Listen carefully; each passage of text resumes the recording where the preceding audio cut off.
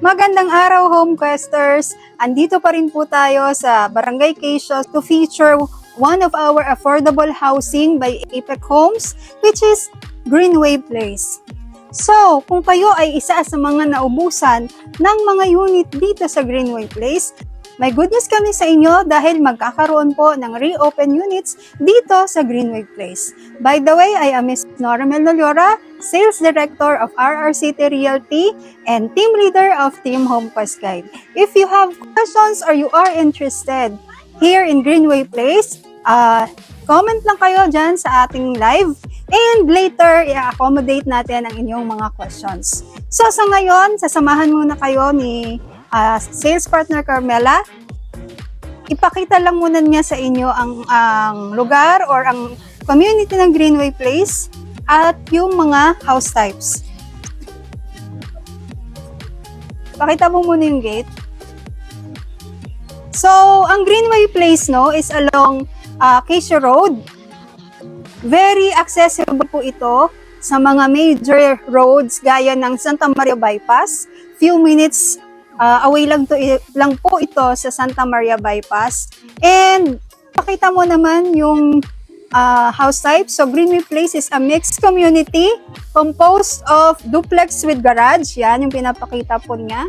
Duplex with garage po yan, wherein yung parking area is nasa gilid po ng house. Dito naman sa kabila, pakita naman ni Carmela yung townhouse with carport. So for townhouse with carport, ang kanyang carport provision is nasa harapan. And then whereas naman yung isa pang house type is yung regular townhouse na walang carport provision sa harap. Kaya, sige punta ka na dito. Kaya wala po siyang malawak na lot or extra lot sa harapan. So ayan, balik na tayo dito sa mapa. So as of now, nag-iisang unit na lang po ang available, which is the duplex corner unit. Pakita namin siya sa mapa. Ito po yung Barangay Road, Quezon Road. And then here is the parks and playgrounds, and then terminal ng tricycle. Ito po yung school provision. Dito naman sa tapat niya is for commercial spaces. And yung kulay pink po, townhouse with carport po yan, kung nasaan tayo ngayon. And then, ang available po, lahat po ng kulay violet is duplex with garage. Lahat ng sky blue ay single attached. So, ang available as of now ay Block 8 Lot 13 ito.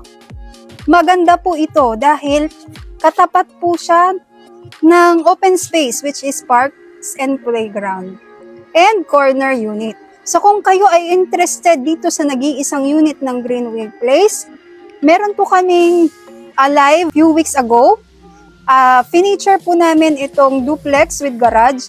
Sakto, pati pricing ng Block 8 Lot 13 or pwedeng PM nyo kami kung interested kayo dito. And then, dito naman yung mga dilaw. Ito po yung mga regular townhouse. And yung pink, again, yan po ay townhouse with carport, kagaya ng pinakita niya kanina doon.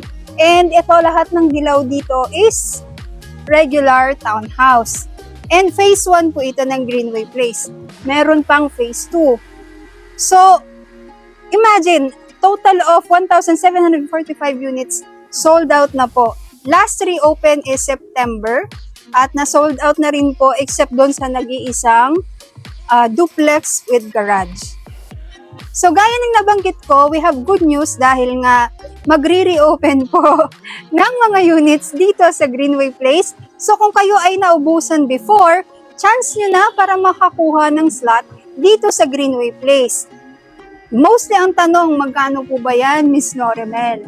So, estimated natin na ang new pricing ng Greenway Place possible na ang pinaka-lowest is around 7,000 plus monthly sa equity.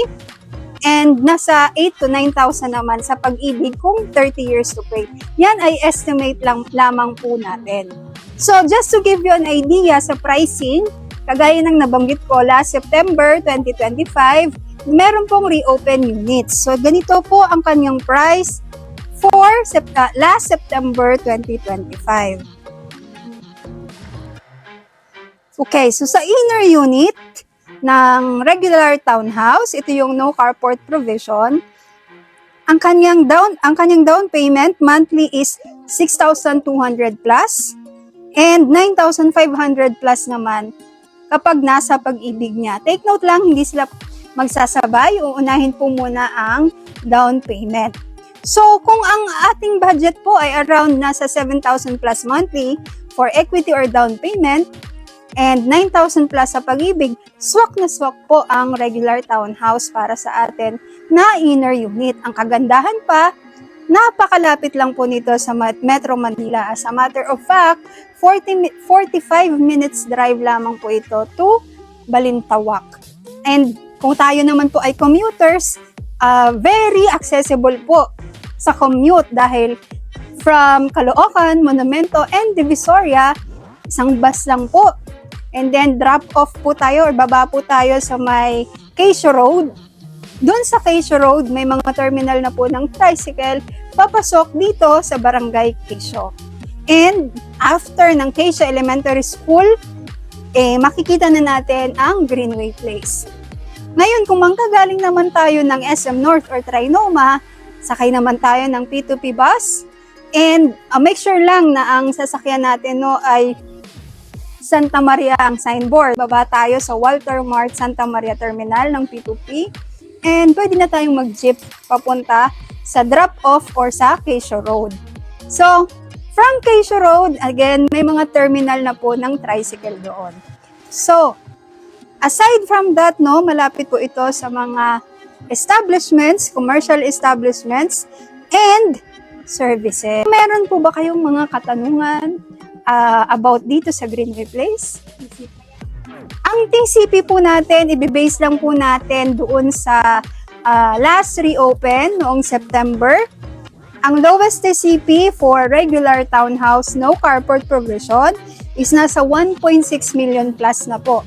So possible po kapag may price increase, baka nasa around 1.7 plus na po ito. Dito sa Greenway Place, dahil nga ito ay reopen units na lamang, possible po na in few days, maubos na rin po siya sa online reservation.